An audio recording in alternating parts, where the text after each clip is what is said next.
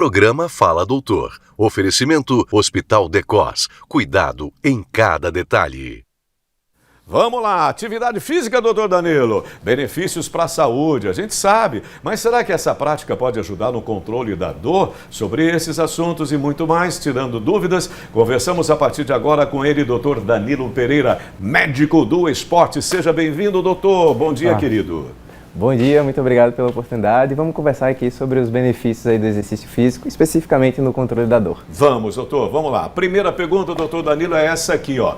Léo Cunha, bairro Santo Antônio, aqui em Aracaju. O exercício piora a dor? Tá aí uma pergunta interessante, doutor Danilo. Bom, o primeiro ponto é a gente entender qual a causa dessa dor, certo? Quando a gente vai olhar em termos estatísticos, a principal causa que faz com que a pessoa procure um médico no mundo se chama dor lombar. E eu gosto sempre de fazer umas comparações, as analogias. Imagina que o nosso corpo é uma casa. E nessa casa você tem um muro, tijolo, cimento, tijolo, cimento. Para que sua casa tenha um bom fortalecimento, que tenha uma boa distribuição de cargas, você precisa ter bons pilares e vigas. E os pilares e vigas são os nossos músculos. Então, ao contrário dessa ideia, o exercício ele não piora, ele vai melhorar a dor. Essa sensação que a gente tem, principalmente quando você tem pilares e vigas mais enfraquecidos. Certo. E é importante a gente salientar isso, né, doutor? Porque tem gente que acha que pode piorar. Pelo contrário, vai te ajudar, né, doutor? Exatamente. É isso aí. Próxima pergunta, doutor Danilo. O Jailson, alô, Jailson, querido, está sempre conosco. Jailson Carvalho, do bairro Getúlio Vargas, em Aracaju. Doutor Danilo, dor muscular é sinal de que o exercício foi intenso demais e a gente que treina sabe que a dor é uma consequência, né, doutor? Exatamente. Aí a gente precisa conseguir diferenciar algumas coisas em relação ao que é dor e o que é a sensação do músculo treinado. A sensação do músculo treinado é algo que é bem-vindo. Mas quando você tem dor muscular, principalmente se ela está recorrente, e a gente precisa avaliar a intensidade dessa dor, a extensão desse grau e se isso está atrapalhando que você faça as suas atividades do dia a dia ou não somente durante a prática do exercício, mas nas atividades do dia a dia. Então, isso pode ser sim um sinal de que a coisa está um pouquinho descompensada. Ah, legal. E até agradável, né? Essa dor do exercício, sem exagero, mas é até estimulante, né, doutor? Jéssica Figueiredo. Alô, Jéssica, Nossa Senhora do Socorro. Exercício pode reduzir a inflamação, doutor Danilo? Perfeito. Toda vez que eu falo sobre medicina esportiva, eu sempre falo uma simples mensagem. Exercício é remédio. E essa medicação, diferente daquilo que você vai numa farmácia, compra, toma de uma maneira passiva, você executa o movimento, você faz uma ação, algo ativo, e isso vai ter um controle anti-inflamatório.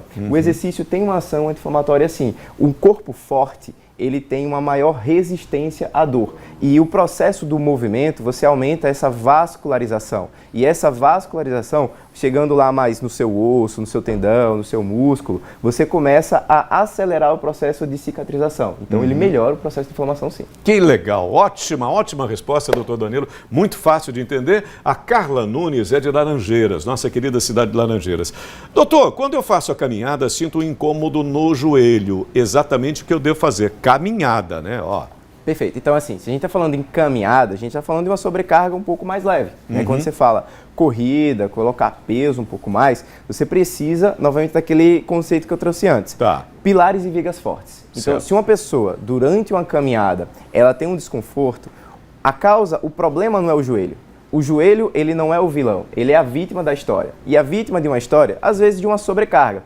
Nosso corpo é uma casa, então todo o corpo você tem um cálculo estrutural. Às vezes, com excesso de peso, é como se você colocasse um andar a mais. Esse andar a mais vai gerar uma sobrecarga no andar de baixo. Novamente, quadril, coluna, lombar, joelho.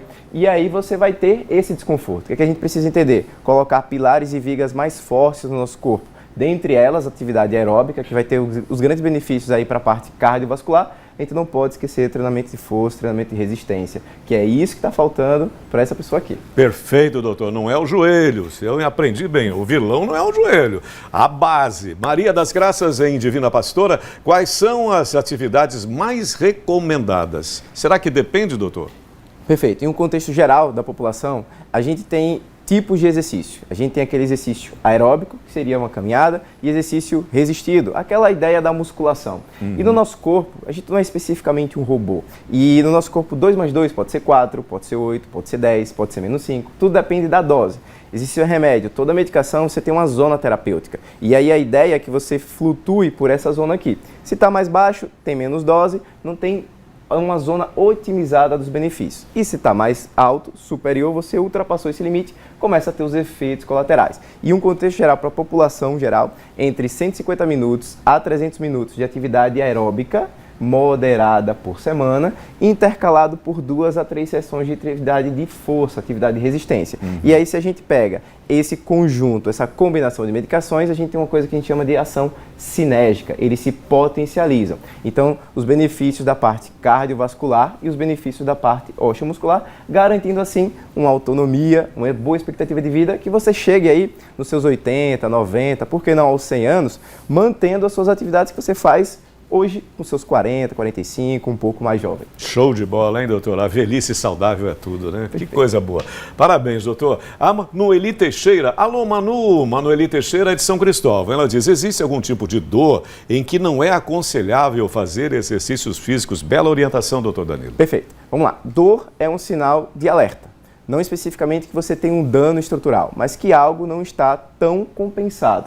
E aí a gente precisa, no primeiro ponto, entender um diagnóstico. Então, busca uma avaliação médica para entender a causa, a raiz do seu problema. E aí, a gente não tem especificamente um exame. Quanto de dor que você tem? A gente tem, na verdade, uma coisa que a gente chama uma escala visual analógica. É uma coisa um pouco mais subjetiva. Então, eu preciso pontuar essa dor. Essa escala vai de 0 a 10. 0, nenhuma dor. 10, a pior dor que você possa imaginar que um ser humano possa sentir. Então a gente vai graduando isso. De 0 a 4, esse desconforto, tendo um bom diagnóstico, não existe nenhuma contraindicação de você praticar um exercício. Se você tem entre 5 e 6, precisa reduzir o volume ou intensidade em até 50%. E uma dor superior a 6, está contraindicado, primeiro a gente precisa compensar essa queixa clínica para depois jogar o estresse do exercício. Fechado. Eu vou aproveitar aqui para a gente fechar, fazer uma pergunta que na verdade são duas em uma.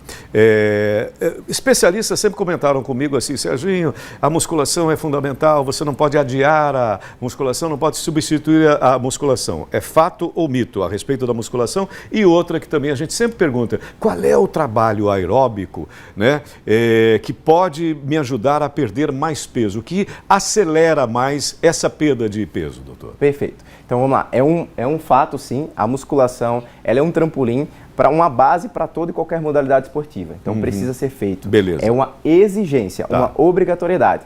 E em relação ao exercício e emagrecimento, você não emagrece durante o exercício. Você emagrece no intervalo que você acaba e que você começa o próximo exercício. Porque quando você está fazendo exercício, você vai demorar mais ou menos 40 minutos, 1 hora. E as demais 23 horas do seu dia, o que é que você está fazendo? Então, o aporte de calorias na sua alimentação, o padrão do descanso, o seu sono, o controle do estresse, tudo isso vai impactar. O exercício, ele é um suporte para você ter uma mudança dos demais hábitos, uma mudança comportamental em relação às suas escolhas, alimentares, em relação a você ter uma melhor indução no seu sono, que todo esse processo vai otimizar esse emagrecimento. Eu sempre falo de uma maneira recorrente. Quando você treina, você está treinando. Quando você come, você está treinando. E quando você dorme, você também está treinando. E aí, para qualquer objetivo que você queira, no contexto de performance e de saúde, esse tripé precisa ter uma boa estabilidade para que você progrida. Então, não adianta ficar direcionando só em um e esquecer dos outros dois aqui. Então precisa desse tripé muito bem estruturado. Doutor, vou te falar, doutor, um show, né? Um show que bacana, né?